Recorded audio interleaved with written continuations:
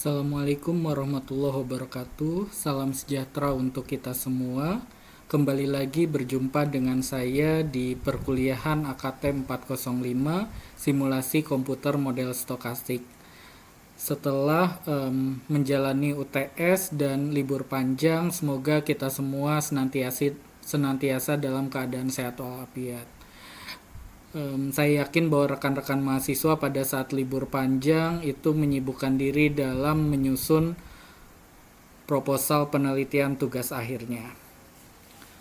Pada video perkuliahan kali ini kita akan mulai membicarakan mengenai bagaimana puba-acak yang selama ini kita kenal itu dibangkitkan. Nanti materi ini akan dibagi menjadi beberapa bagian. Untuk bagian yang pertama ini kita akan mulai membahas mengenai yang pertama adalah pembangkit kongruen linier dan yang kedua adalah uji untuk keacakan. Jadi nanti pembangkit kongruen linier ini adalah salah satu metode untuk membangkitkan bilangan acak, khususnya nanti akan digunakan untuk membangkitkan puba-acak seragam. Dan nanti uji untuk keacakan, ketika kita sudah membangkitkan bilangan-bilangan acak, tentunya kita penasaran apakah benar bilangan-bilangan yang kita bangkitkan tadi itu benar acak atau tidak. Nanti kita akan belajar beberapa uji untuk keacakan. Nah, beberapa perintah R yang tentunya sangat menarik bagi kita adalah rbinom, rnom, dan runif. Yang masing-masing dari perintah tersebut itu adalah program-program untuk membangkitkan data secara berturut-turut dari sebuah puba-acak binomial, normal, dan seragam. Jadi rbinom adalah program yang kita gunakan untuk membangkitkan data dari sebuah puba-acak binomial, rnom itu dari normal, dan runif itu dari seragam. Tentunya kita penasaran kira-kira program-program ini itu dibuat dengan algoritma seperti apa ya. Jadi kita di sini tidak hanya dituntut untuk mampu menggunakan rbinom, rnom, dan runif tapi kita juga dituntut untuk mengetahui bagaimana fungsi-fungsi rbinom, rnom, dan runif ini itu dibuat ya. Jadi kita akan lihat bagaimana sebetulnya program-program ini dibuat.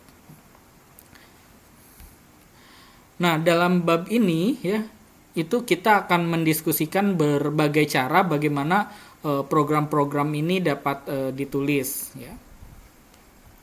Nah, nanti kita mulai dengan mendiskusikan cara bagaimana sebuah komputer itu membangkitkan sebuah puba-acak seragam. Nah, nantinya kita akan pindah ke puba-acak yang lebih menarik tentunya dibandingkan puba-acak seragam.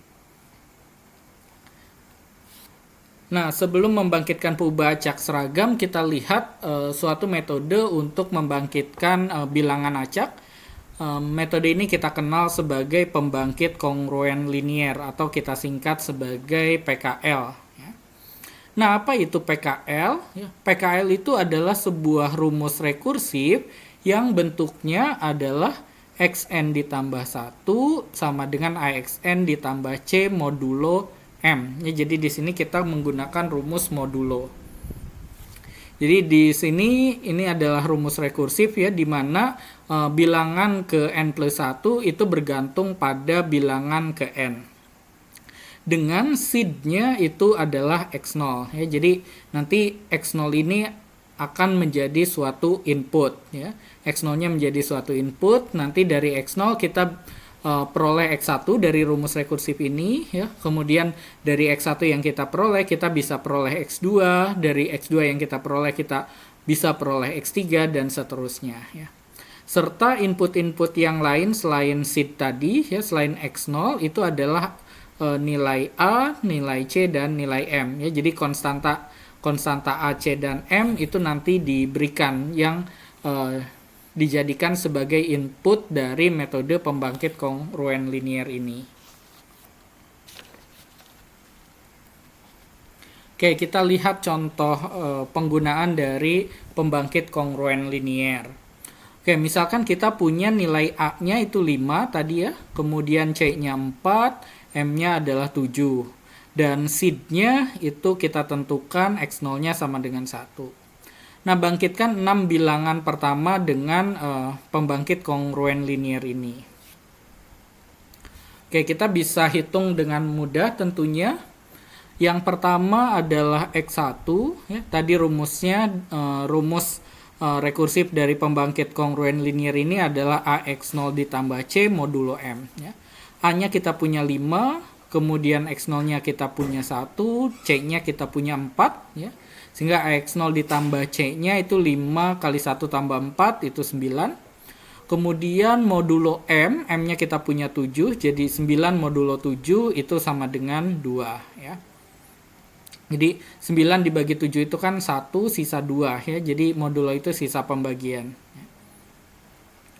Oke, kemudian kita sudah peroleh X1-nya sama dengan 2. Nanti X1 sama dengan 2 ini akan dijadikan input untuk membangkitkan X2 ya, untuk menghitung nilai dari X2. X2 kita peroleh dari AX1 ditambah C modulo M ya.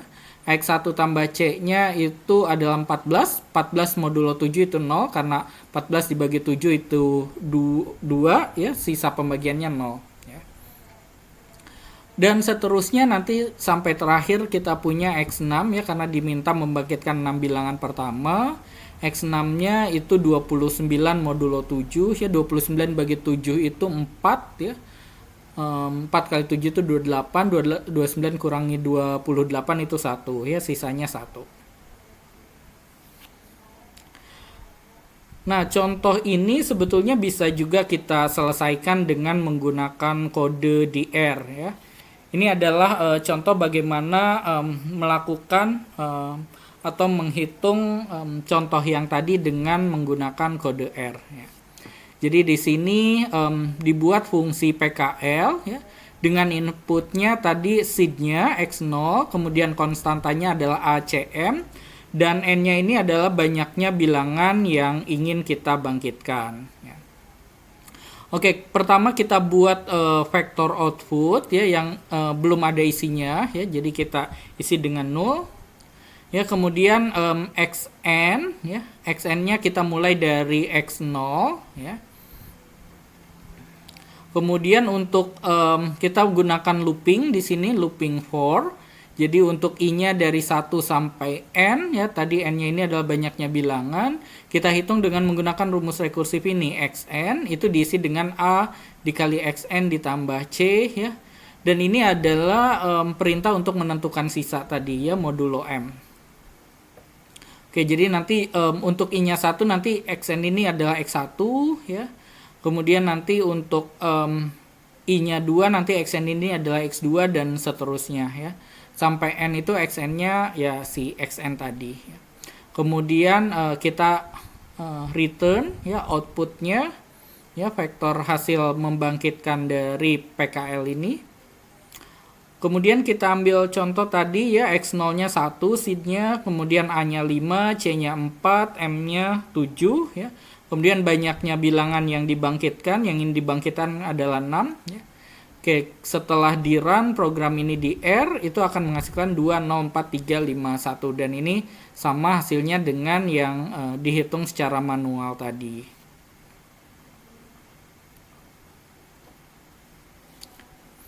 Nah, PKL ini itu adalah cara yang paling terkenal untuk membangkitkan bilangan-bilangan acak ya. Nah, sebagaimana kita lihat contoh sebelumnya ya, keluarannya itu kan tanpa acak ya, tadi 2, 0, 4, 3, 5, 1 ya. Tapi sebetulnya kalau kita tahu nilai-nilai dari A, M, C, dan XI ya, maka nilai XI plus 1 sebetulnya kita bisa memprediksinya. Ya. Nah, karenanya data tersebut itu sebetulnya tidak benar-benar acak. Makanya kita sebut datanya itu sebagai data pseudo random. Ya. Karena sebetulnya datanya itu tidak benar-benar acak. Nah, dari data ini ya, kita bisa membangkitkan ya, dan membuat nilai-nilai data dari sebaran seragam 01. Nah, kita lakukan hal ini itu dengan mengambil bilangan-bilangan yang kita peroleh tadi ya, menggunakan bilangan-bilangan pseudo random dan membaginya dengan bilangan yang terbesar ya. Jadi contohnya misalkan nilai-nilai kita ya itu adalah 4, 2, 1 sama 3 ya. Yang terbesarnya kan 4 ya. Jadi semua nilai itu kita bagi dengan 4 ya. Sehingga nilai-nilai data seragam yang bersesuaian itu akan menjadi 4 dibagi 4 itu 1, 2 dibagi 4 0,5, 1 dibagi 4 0,25, dan 3 dibagi 4 0,75. Jadi dari PKL tadi ya, data yang output pembangkit kongruen linier itu tinggal kita bagi saja dengan nilai yang terbesar, kita akan peroleh nilai-nilai data seragam 01. Nah, jelas tentunya ya ini tidak membuat pembacak seragam 01 yang bagus ya. Kita tahu bahwa banyak ruang sekali antara 0,25 dan 0,5. Nah, untuk mengisi ruang ini ya, banyaknya bilangan yang dibangkitkan itu harus ditingkatkan.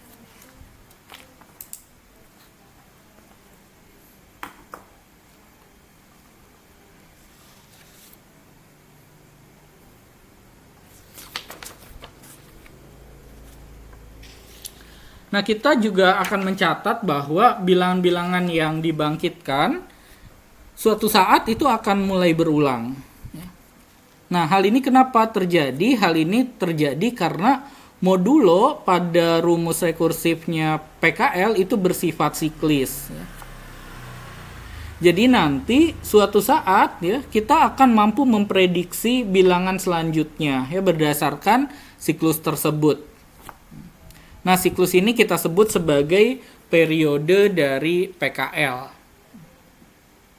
Nah, kita tentunya ingin periodenya itu sepanjang mungkin.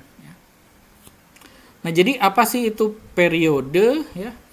Periode dari PKL itu kita definisikan sebagai berikut. Ya. Jadi, periode dari suatu pembangkit kongruen linier itu kita definisikan sebagai deretan bilangan berulang yang terpendek.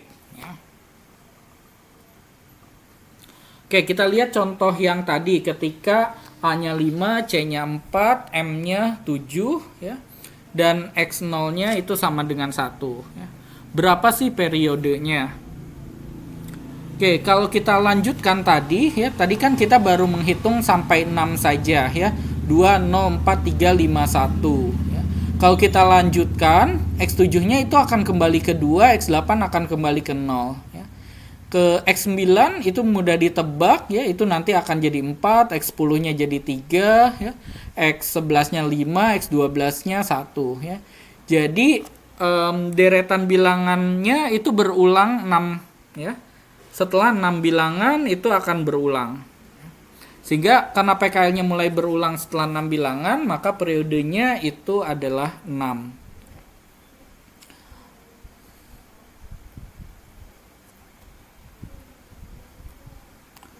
Oke, kita coba run yang di sini ya.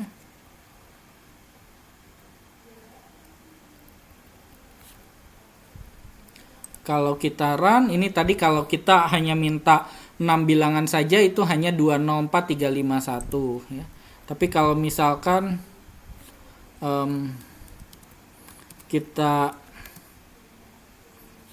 bangkitkan lebih banyak lagi ya. Kalau 6, oke, misalkan 20 bilangan ya. Nah, nanti akan jadi 204351, 204351, 204351 ya. Ini akan berulang setiap setelah 6 bilangan.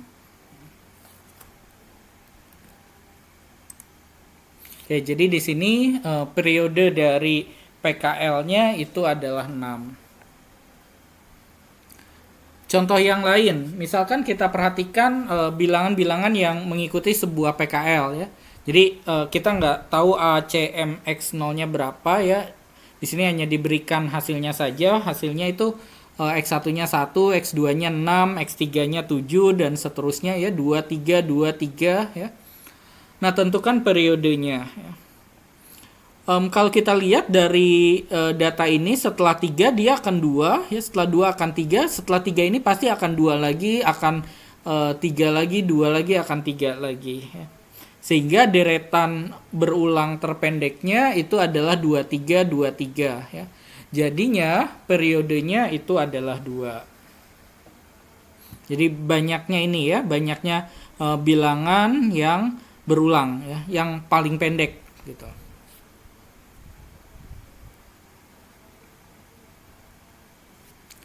Nah, selanjutnya kita lihat ada yang namanya periode penuh dari pembangkit kongruen linier. Nah, periode dari suatu PKL itu kita sebut penuh ya kalau misalkan panjangnya itu M ya. Jadi kalau periodenya itu sama dengan M. M yang ada di rumus rekursif yang modulo M tadi. Nah, kira-kira kapan suatu PKL itu memiliki periode yang penuh atau periode yang maksimal? Di sini disajikan dalam suatu teorema ya. Suatu PKL itu memiliki periode maksimal atau penuh untuk setiap seed X0 ya. Jadi berapapun seednya, jika dan hanya jika ketiga pernyataan berikut ini dipenuhi ya. Yang pertama, M dan C adalah relatif prima ya. Apa itu relatif prima? Kalau misalkan faktor persekutuan terbesar atau FPB dari M dan C itu sama dengan 1 ya. Jadi dua buah bilangan itu kita sebut sebagai relatif prima kalau FPB dari kedua bilangan tersebut itu sama dengan 1. Kemudian yang kedua, faktor-faktor prima dari M itu membagi nilai dari A-1 ya. Jadi tadi AMC ini adalah konstanta-konstanta yang ada di rumus rekursif dari PKL. Kemudian jika 4 membagi M, maka 4 membagi A-1. Nah, jadi kalau ketiga pernyataan ini dipenuhi, ya maka PKL-nya itu memiliki periode penuh. Ya, periode penuh itu artinya tadi periodenya itu panjangnya M.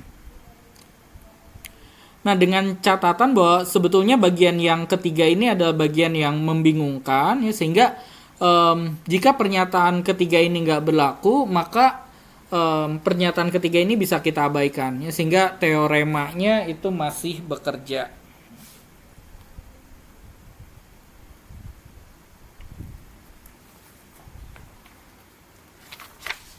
Oke, kita lihat contoh yang berikutnya. Oke, di sini misalkan A-nya 5, C-nya 4, dan M-nya sama dengan 7. Ya. Tentukan periodenya ketika seed-nya itu 1, ya, ketika X0-nya 1, dibandingkan dengan ketika seed-nya atau X0-nya itu sama dengan 6. Nah, ketika X0-nya sama dengan 1, periodenya itu adalah 6. Ya. Tadi sudah kita lihat di contoh yang tadi ya. Ini tadi ya ketika X0-nya itu 1, nilainya itu 204351, 204351, jadi berulang setelah 6 bilangan. Bagaimana kalau X0-nya itu 6? Ya, kita ganti 6. Kita hitung hasilnya 6, 6, 6, 6 dan seterusnya ya. Jadi X1-nya 6, X2-nya 6 dan seterusnya ya. Dan ini berulang setelah satu bilangan sehingga periodenya itu sama dengan 1. Jadi ketika X0-nya sama dengan 6, periodenya adalah 1 ya. Jadi dalam hal ini ketika A, C dan M-nya seperti ini, nilai X0-nya itu bisa berpengaruh terhadap panjang periodenya. Ya. Catat bahwa faktor-faktor prima dari M 7 itu hanya 7 saja ya. Jadi faktor dari 7 itu kan hanya 1 dan 7 dan yang prima itu 7 ya. Perhatikan bahwa 7 itu tidak membagi A-1. A-nya kan tadi 5, A-1-nya 4 ya. Jadi kalau kita lihat teorema di sini ya, pernyataan yang kedua ini tidak dipenuhi. Kemudian kita lihat contoh berikutnya, kalau misalkan kita punya A-nya 8, C-nya 4, M-nya 7, dan seed-nya itu 1, ya tentukan periodenya. Oke, periodenya adalah 7, ya kita coba cek. Oke, ini kita cek berdasarkan teorema dulu ya. Pernyataan pertama, benar tidak M dan C-nya itu relatif prima ya di sini. Oke, M-nya kita punya 7, C-nya 4 ya. Kita tahu bahwa faktor persekutuan terbesar dari 7 dan 4 itu 1. Ya, maka M dan C itu relatif prima ya. Jadi pernyataan yang pertama tadi terpenuhi. Kemudian faktor-faktor prima dari M, ini pernyataan yang kedua. M-nya 7 tadi ya, faktor-faktor primanya berarti hanya 7 saja. Amin satunya 8 ya, jadi faktor prima dari M itu membagi amin 1 ya, amin satunya 7 dan kita tahu bahwa 7 itu membagi 7 ya. Nah, faktanya tidak masalah berapapun seed yang digunakan, periodenya itu akan selalu penuh ya. Kita coba lihat di R-nya. Kalau misalkan tadi seed-nya 1 ya, X0-nya 1, kemudian A-nya itu 8, C-nya 4, M-nya 7 ya. Kalau misalkan kita bangkitkan sebanyak 20 ya, misalkan dia hasilnya akan jadi 526 3041 ya, jadi 7 bilangan. Kemudian setelah 7 bilangan dia akan berulang seperti itu ya, 526 3041 ya, jadi periodenya 7. Bagaimana kalau X0-nya itu kita ganti ya? X0-nya kita ganti 2. Hasilnya akan tetap memiliki periode 7 ya, 6304152. Setelah 7 bilangan ini dia akan berulang lagi 6304152 dan seterusnya. Jadi walaupun X0-nya itu kita ganti ya, periodenya ini selalu penuh ya. Karena tadi pernyataan 1 dan pernyataan 2 di teorema itu terpenuhi.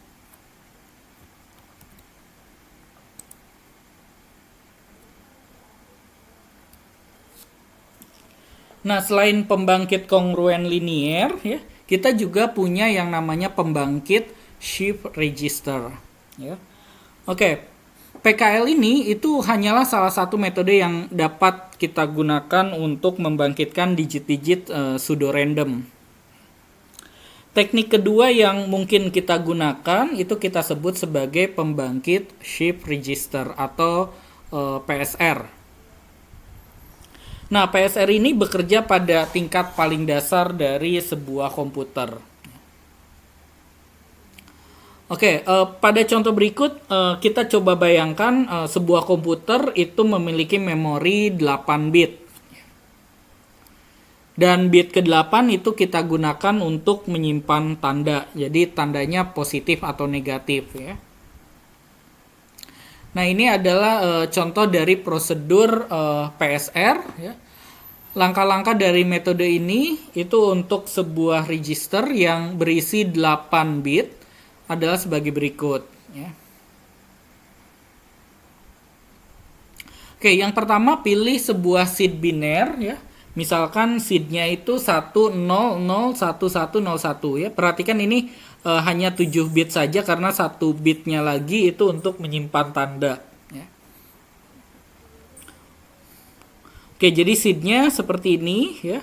1001101.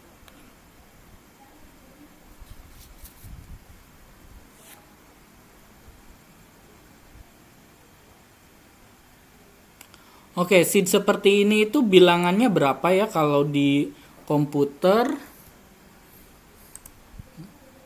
Oke, kita bisa menghitungnya dengan menggunakan sum. Tadi isinya itu 1001101 ya. Jadi kita kalikan dengan transpose dari 1, 2, 4, 8, 16, 3, 2, 64. Oke, jadi bilangan ini kalau kita konversi dari biner ke desimal ya, itu hasilnya adalah 89 ya. Jadi bagaimana mengonversi ini? Oke, ini bisa kita coba menggunakan manual.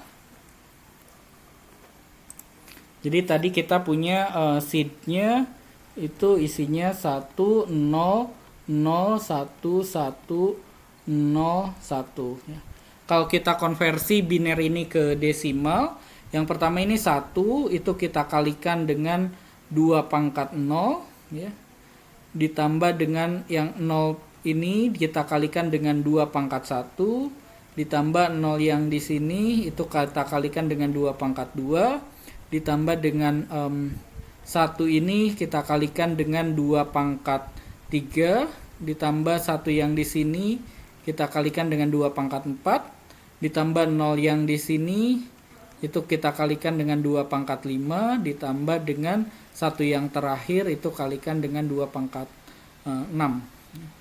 Yang 2 pangkat 0 itu 1, 2 pangkat 1 itu 2, ya, 2 pangkat 2 itu 4, 2 pangkat 3 itu 8, ini 2 pangkat 4 itu 16, 2 pangkat 5 itu 32, 2 pangkat 6 itu 64.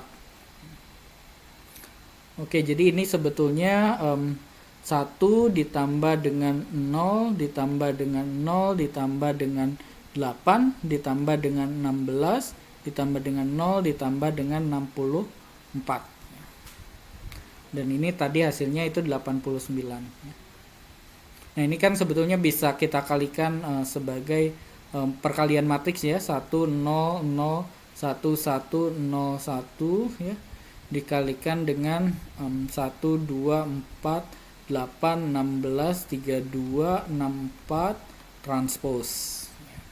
Yang ini bisa kita tuliskan di R, tadi kodenya itu seperti ini ya. Jadi tinggal kalikan ini dengan transpose ini ya, kemudian kita jumlahkan, hasilnya itu 89. Oke, jadi langkah yang pertama tadi kita pilih sebuah seed biner. Jadi misalnya yang dipilih seednya adalah seperti ini ya. Langkah yang kedua adalah geser seednya ke kanan 2 bit ya. Makanya di sini tadi kita sebut sebagai pembangkit shift register ya. Jadi artinya shift itu kita geser-geser seednya ya. Misalkan kita geser seednya ke kanan 2 bit ya. Jadi dalam hal ini yang 01 yang paling kanan ini 2 digit ini ya, 2 bit ini hilang ya. Jadi 10011-nya geser ke kanan ke sini ya. Jadi 10011, kemudian di depannya kita tambahkan 00. Jadi ketika kita menggeser tadi itu kita tadi punya seednya itu 10010101 ya. Jadi kita geser ke kanan 2 bit, jadi yang ini akan pindah ya. Pindah ke sebelah sini. Jadi 10011 ya. Jadi yang ini akan pindah, geser ke kanan ya. 2 bit ya. Yang ini akan hilang, kemudian yang di depan itu kita tambahkan 00 seperti ini ya. Ini cara menggeser seed ke kanan 2 bit.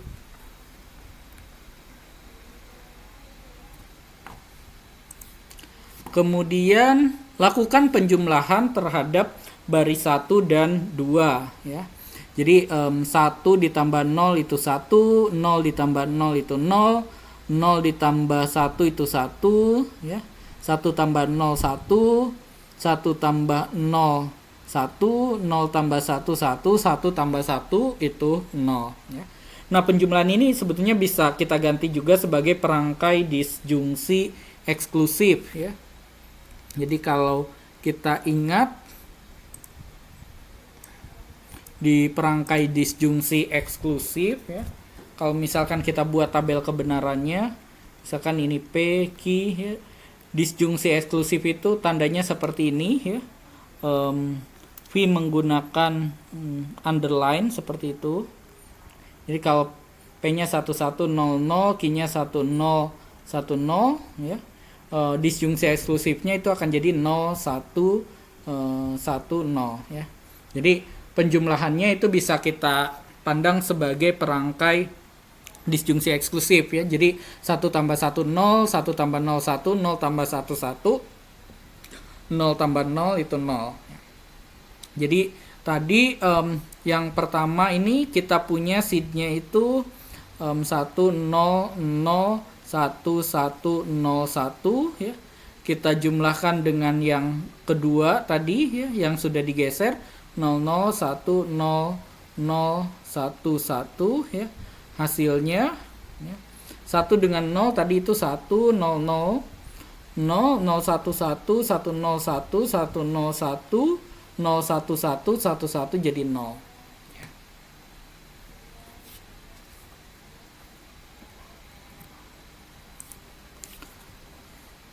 Oke, kemudian kita geser ya hasil jumlah tadi ke kiri sebanyak 3 bit ya.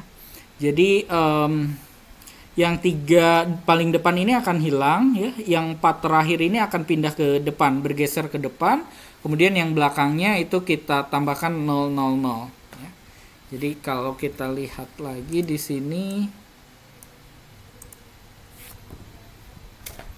jadi kita punya penjumlahannya tadi itu kan 1 0 1 1 1 1 0. Nah, ketika kita geser ke kiri 3 bit ya, jadi nanti yang 3 itu akan menghilang, yang ini akan pindah ke depan jadi 1 1 1 0 ya. Yang ini. Jadi yang 4 terakhir itu akan pindah jadi 4 paling depan. Kemudian yang belakangnya itu kita tambahkan 0 0 0 ya. Yang tadi 101 dari paling depan ini akan menghilang.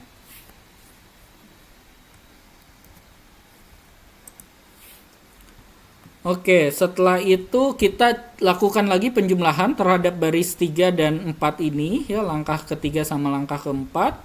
Jadi 1 tambah 1 0 ya, 0 ditambah 1 1 dan seterusnya sampai 0 tambah 0 itu 0. Nah, hasilnya ya itu yang baris kelima ini kita konversi ke desimal ya. Jadi 0 kita kalikan 2 pangkat 0, 1 kalikan 2 pangkat 1, 0 kalikan 2 pangkat 2 dan seterusnya sampai yang terakhir 0 dikalikan dengan 2 pangkat 6 ya.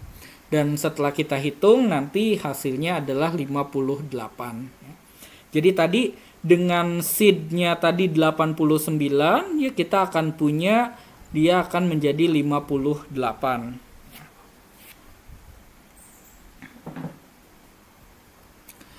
Nah, untuk komputer yang memiliki memori dengan lebih banyak bit, tadi kan hanya 8 bit saja, prosesnya secara umum ya itu akan tetap sama ya. Nah, untuk membangkitkan digit acak berikutnya, keluaran dari proses sebelumnya akan digunakan sebagai masukan seperti halnya di PKL. Jadi yang tadi yang 58 ini akan menjadi input untuk bilangan acak yang berikutnya ya. Jadi tadi kan seednya 89 itu sebagai input, nanti hasilnya 58. Nanti 58 itu akan menjadi input untuk menghasilkan bilangan yang berikutnya. Jadi sama saja seperti halnya waktu di PKL. Nah, percaya atau tidak ya, itu terdapat juga suatu periode atau siklus yang ditemukan dengan mengulangi proses pada si PSR ini. Oke, ini adalah kode R yang bisa kita gunakan untuk mengimplementasikan suatu PSR. Jadi ini implementasi PSR yang tadi. Ya.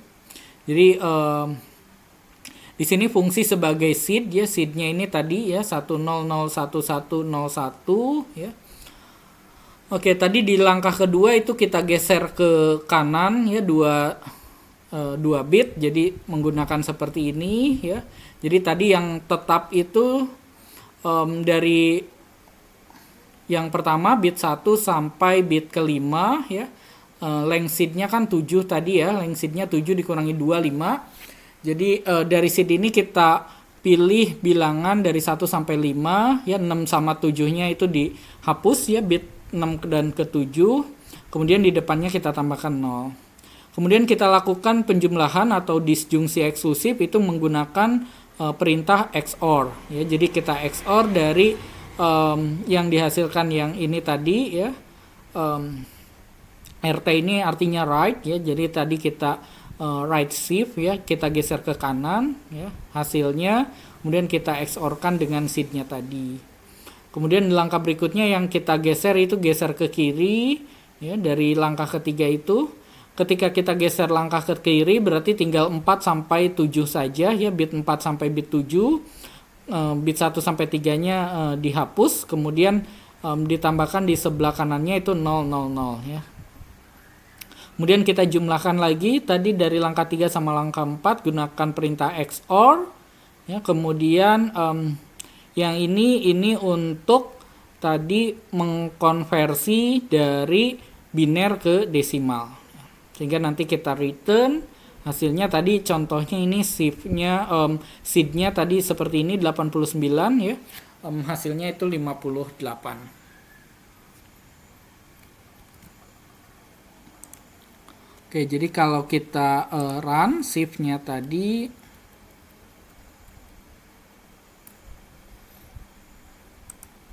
itu akan menghasilkan ini ya. Tadi kalau nanti 58 ini digunakan untuk membangkitkan bilangan berikutnya ya. Tadi kita coba bilangan berikutnya kira-kira bilangan berapa ya. Kita gunakan seed-nya ini yang 58 tadi. 58 itu 01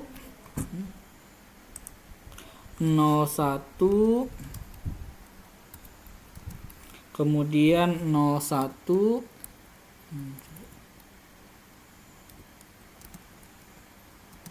kemudian 110. Oke. Hasilnya adalah 88 bilangan berikutnya ya. Jadi tadi dengan seed-nya 89, kalau kita hanya membangkitkan satu bilangan hasilnya 58. Kemudian kalau kita bangkitkan dua bilangan itu hasilnya nanti 58 dan 88.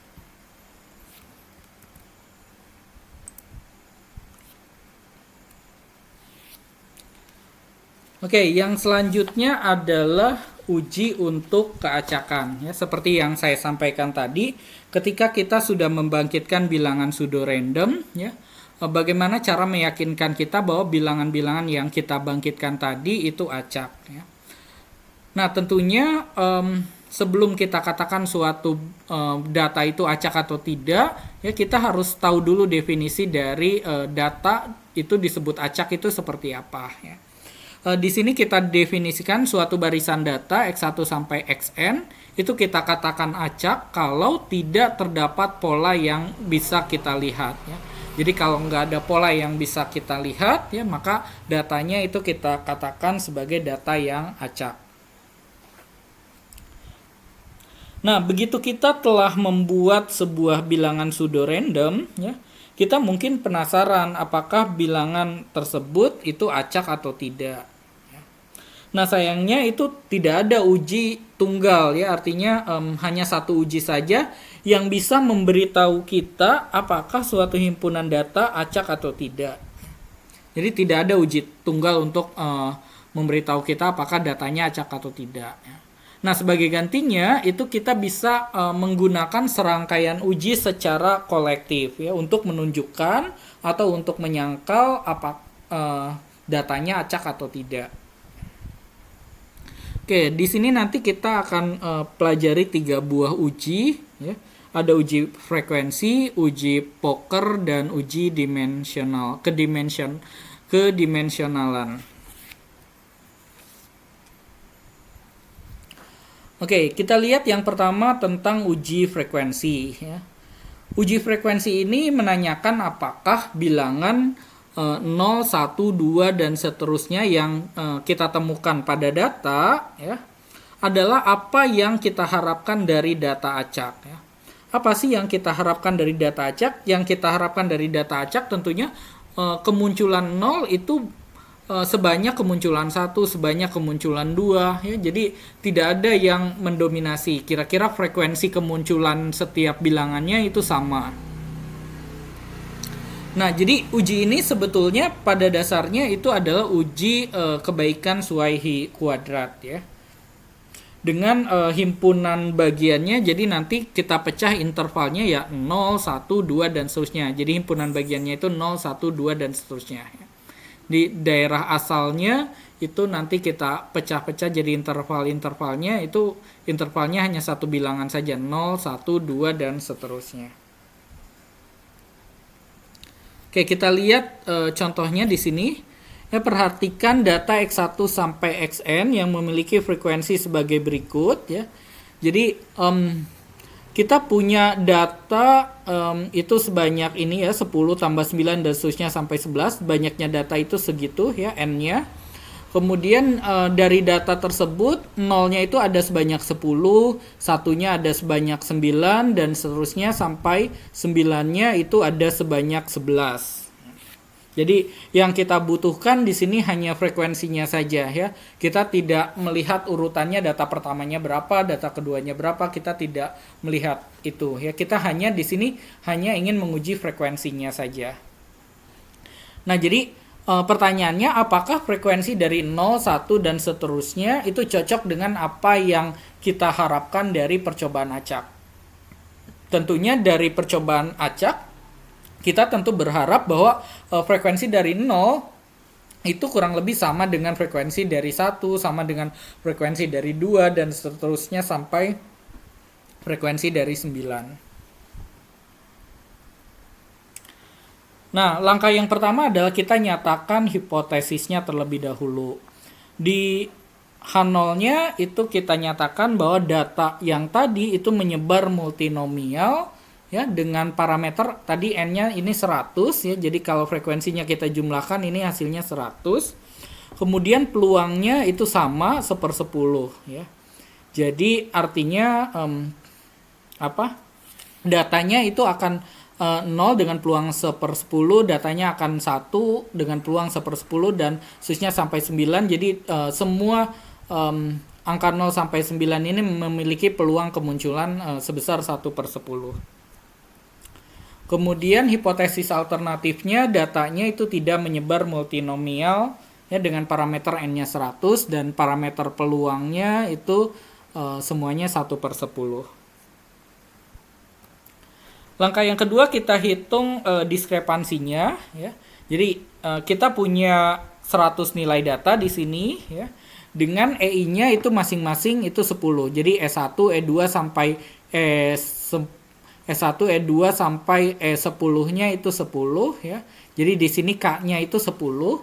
Kemudian O1 sampai O10-nya itu berdasarkan data di tabel frekuensi ini. Jadi O1-nya 10, O2-nya 9, dan seterusnya sampai O10-nya itu 11.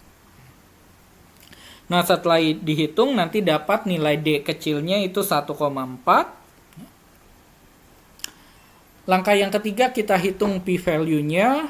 Ya, kita hitung dengan menggunakan rumus peluang fungsi survival, peluang D besar lebih besar dari D kecil ya.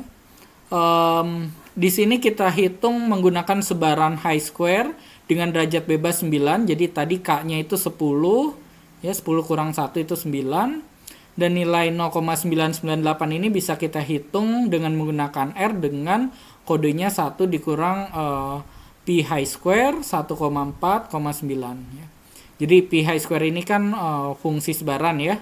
Sementara di sini kita gunakan fungsi survival. Jadi fungsi survival itu 1 dikurangi fungsi sebaran.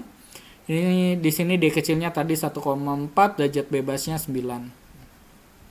Nah, dengan P value-nya yang mendekati 1 ya, kita bisa menyimpulkan bahwa tidak ada bukti untuk menolakkan 0. Nah, tetapi hanya dengan uji ini itu sebetulnya tidak membuktikan bahwa datanya acak ya.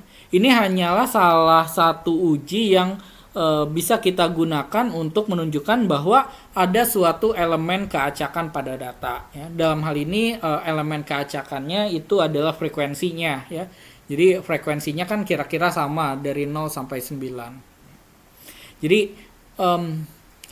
dengan uji ini kita tidak membuktikan bahwa datanya acak ya.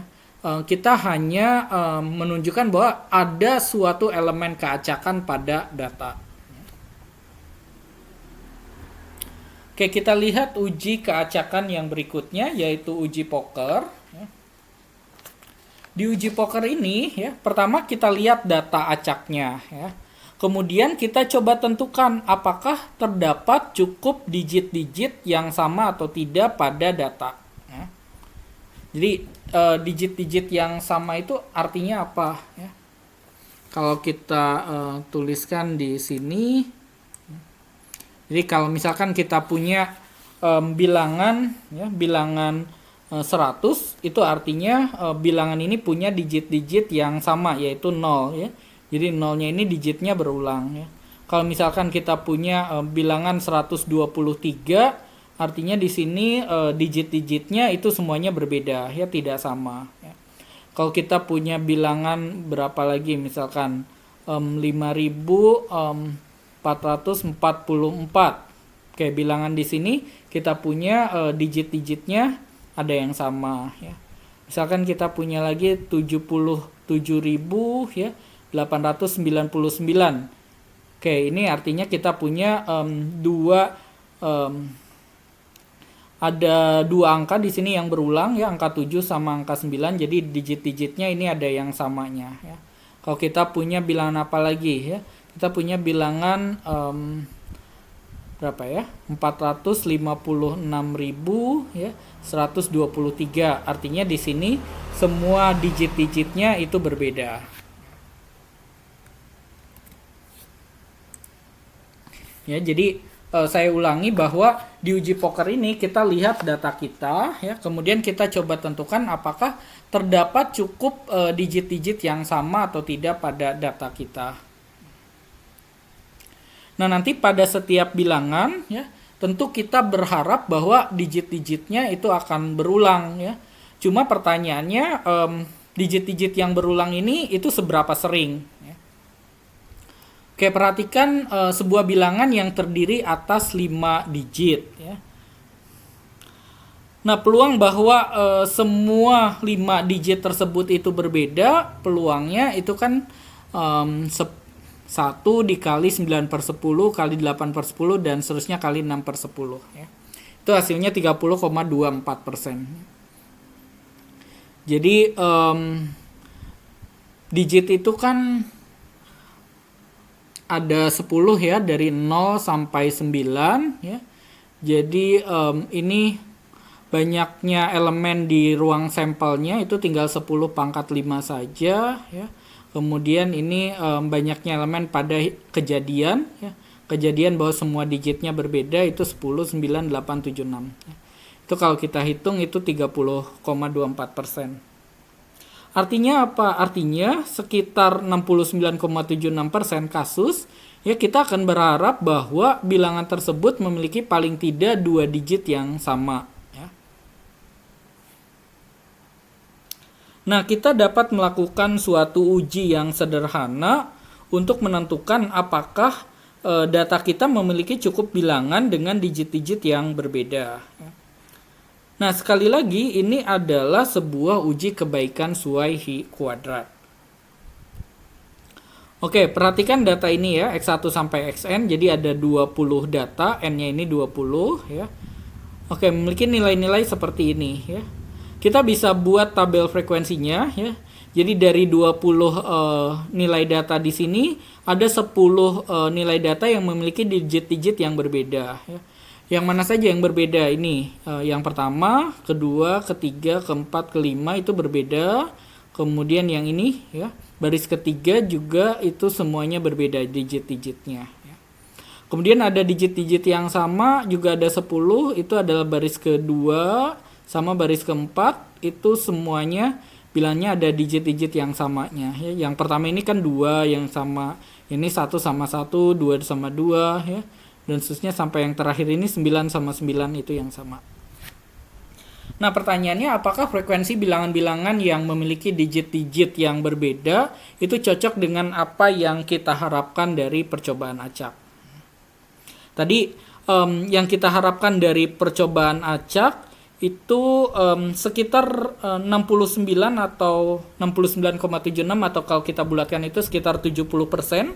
Sekitar 70% itu bilangannya itu ada digit yang samanya ya, dan sekitar 30% itu digit-digitnya itu berbeda ya. Itu yang kita harapkan dari suatu percobaan acak. Sementara kita punya datanya itu yang digit-digit yang berbedanya 10, digit-digit yang samanya itu 10. Oke, kita lakukan uji kebaikan Suwaihi kuadrat. Jadi di langkah yang pertama kita nyatakan hipotesisnya ya. Datanya itu menyebar multinomial dengan parameter tadi n-nya 20. Kemudian 0,3 ini adalah bilangan dengan digit-digit yang berbeda ya, peluangnya 0,3. Tadi 30,24 kita bulatkan saja jadi 30%. Kemudian yang 69,76% kita bulatkan saja jadi 70% atau 0,7. Ini sebetulnya bisa kita katakan sebagai binomial ya. Binomial terserah peluang suksesnya itu mau yang digit-digitnya berbeda atau digit-digitnya yang sama, itu hasilnya akan sama saja ya. Kemudian hipotesis alternatifnya datanya itu tidak menyebar multinomial ya, dengan parameter n-nya 20, parameter peluangnya 0,3 dan 0,7. Langkah yang kedua kita hitung diskrepansinya ya. Jadi di sini kita punya 20 nilai data ya. Di sini observasinya, nilai observasi atau nilai amatannya itu masing-masing 10, jadi O1 dan O2-nya itu 10. Kemudian E1 dan E2-nya itu nilai harapannya. Untuk yang digit-digit berbeda nilai harapannya itu 0,3, tadi peluangnya 0,3 kali n-nya 20 jadi 6. Untuk yang E2, untuk yang digit-digitnya yang ada yang sama itu tinggal 0,7 kali 20 itu 14. Jadi dimasukkan nilai O1, O2, E1, E2 ini ke dalam rumus diskrepansi. Di sini K-nya itu 2. Dihasilkan nilainya itu 3,8. Kemudian setelah menghitung diskrepansi, langkah yang ketiga seperti biasa kita hitung p-value-nya. Itu kita peroleh 0,05 ya, dengan menggunakan sebaran high square dengan derajat bebas 1. Tadi di sini K-nya itu 2 ya. Oke, dengan p-value-nya 0,05 ya, kita bisa simpulkan bahwa ada bukti untuk menolakkan 0 ya. Artinya apa? Artinya kita ragu apakah datanya acak. Jadi kita meragukan keacakan data dari segi mengenai digit-digit yang sama atau tidak. Oke, uji untuk keacakan yang ketiga adalah uji kedimensionalan ya. Nah, beberapa uji itu memerlukan pembuatan plot 2 dimensi atau plot 3 dimensi dari data kita ya. Nah, hal ini bisa kita lakukan ya dalam 2 dimensi dengan mengambil bilangan acak pertama ya, dan perlakukan bilangan tersebut sebagai suatu koordinat X, sementara bilangan acak kedua sebagai suatu koordinat Y. Kemudian sisa datanya itu terus kita pasangkan sebagai koordinat X dan koordinat Y. Oke, contohnya misalkan data kita misalkan berapa ya? Oke, misalkan kita punya nilainya itu datanya 1, kemudian 2 ya, kemudian 5, kemudian 4 ya, kemudian 7, kemudian 8, kemudian 4, 5 ya, 3, 4 misalkan 8, 9, 6, 1 dan seterusnya ya. Nah, ini nanti 1, 2 ini yang satu sebagai koordinat X, yang 2 ini sebagai koordinat Y. Jadi nanti kita punya koordinat 1,2, kemudian kita punya koordinat 5,4 ya. Jadi pasangkan sebagai koordinat X dan Y, koordinat 7,8 ya, 4,5 ya, 3,4, 8,9, 6,1 dan seterusnya. Jadi kita pasangkan nilai-nilai datanya sebagai koordinat X dan koordinat Y ya. Absis dan ordinat.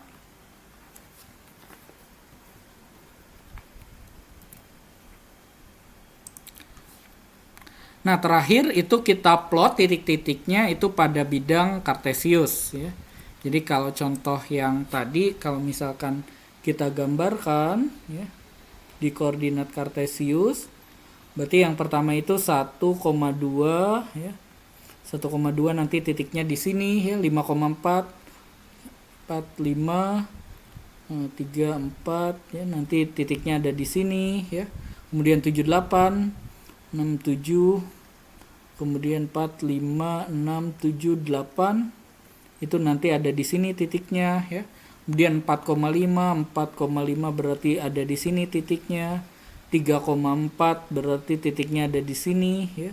8,9 ini 8, ini 9 berarti nanti titiknya ada di sini. 6,1 berarti nanti titiknya ada di sebelah sini ya. Jadi kita gambarkan pasangan absis dan ordinat ini. Nah, kalau misalkan kita melihat suatu pola, berarti ada masalah ya, artinya kita menganggap bahwa datanya itu tidak acak ya. Nah, suatu uji formal untuk keacakan data dalam dimensi 2 ataupun dalam dimensi 3 itu juga merupakan suatu uji kebaikan Suai kuadrat. Dalam hal ini ya, dalam kasus ini kita bagi bidang kartesius ke dalam daerah-daerah ya, dan nanti kita tentukan nilai harapan untuk masing-masing daerahnya. Nah, kemudian nanti kita hitung banyaknya titik di daerah-daerah tersebut ya, ini nanti sebagai O1, O2 dan seterusnya ya.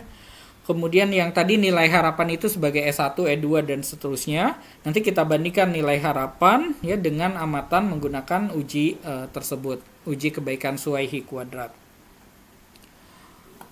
Oke, contoh 8 perhatikan plot berikut ya. Jadi plot ini adalah hasil dari gambar dari nilai-nilai data yang seperti yang tadi dicontohkan ya. Jadi kita punya nilai-nilai data, kemudian kita pasangkan sebagai absis dan ordinat, kemudian kita gambarkan dalam bentuk plot 2 dimensi seperti ini. Melakukan suatu uji kedimensionalan untuk menentukan apakah datanya acak atau tidak.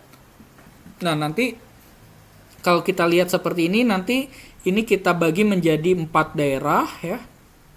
Jadi ini daerah yang pertama katakanlah, kemudian ini daerah yang kedua, daerah yang ketiga, sama daerah yang keempat ya. Jadi nanti banyaknya titik di sini itu sebagai titik amatan O1, di sini banyaknya titiknya O2, di sini banyaknya titik O3, di sini banyaknya titik O4 ya.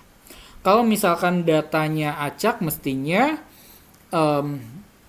kira-kira nilai harapannya itu sama semua karena kan luas daerahnya sama ya. Jadi sama semua E1 sampai E4-nya. Oke, kita lihat penyelesaiannya. Seperti biasa, langkah pertama untuk uji Suai kuadrat ya, uji kebaikan Suai kuadrat, kita nyatakan hipotesisnya. Hipotesis nolnya datanya acak dalam 2 dimensi, sementara hipotesis alternatifnya datanya tidak acak dalam 2 dimensi. Kemudian langkah yang kedua kita hitung diskrepansinya ya. Kita di sini tadi memiliki 20 nilai data ya di sini. Jadi 2 nilai data itu kita anggap sebagai satu nilai data ya, karena kita pasangkan sebagai absis dan ordinat. Kemudian kita punya di sini 4 daerah yang berukuran sama ya. Artinya kita berharap bahwa setiap daerah itu berisi sekitar 1/4 dari nilai-nilai data ya. Artinya kalau kita punya 20 ya berarti E1-nya 5, E2-nya 5, E3-nya 5, E4-nya 5 ya. Oke, kemudian di sini O1-nya itu ada 7, O2-nya 3, O4-nya 5, O5-nya 5 ya. Kemudian kita hitung di sini tadi K-nya 4 ya, diskrepansinya kita hitung dengan menggunakan O1 sampai O4 seperti yang tadi, E1 sampai E4 seperti yang tadi, kita hitung nanti hasilnya 1,6. Kemudian dari diskrepansi yang kita peroleh dari langkah 2, kita gunakan untuk menghitung p-value-nya. Ya, gunakan sebaran high square dengan derajat bebas 3, tadi karena K-nya 4 ya, 4 kurang 1, 3. Kita peroleh p-value-nya itu 0,66. Oke, dari p-value itu kita bisa simpulkan bahwa tidak ada bukti untuk menolak H0. Nah, dalam kasus ini sebetulnya terdapat sebuah tren linear negatif. Kalau kita lihat di sini ya, ini ada tren linear negatif. Ya. Sehingga meskipun datanya itu lulus uji ini, uji kedimensionalan, kita tentunya akan bertanya-tanya bahwa sebetulnya apakah terdapat sesuatu yang tidak acak terjadi. Ya. Jadi di sini dengan uji kedimensionalan kan lulus tadi ya, lulus uji kedimensionalan, tapi kita tetap bertanya-tanya karena ada pattern tadi ya, ada tren linear negatif, apakah sebetulnya ada sesuatu yang tidak acak terjadi pada nilai-nilai data ini. Oke, saya kira untuk perkuliahan hari ini cukup sampai di sini. Nanti di perkuliahan-perkuliahan berikutnya, di bagian kedua, di bagian ketiga, kita akan melihat suatu metode yang namanya transformasi inverse ya. Kemudian kita akan melihat bagaimana membangkitkan pubacak yang memiliki sebaran khusus. Oke, saya akhiri ya, semoga bermanfaat. Terima kasih. Assalamualaikum warahmatullahi wabarakatuh.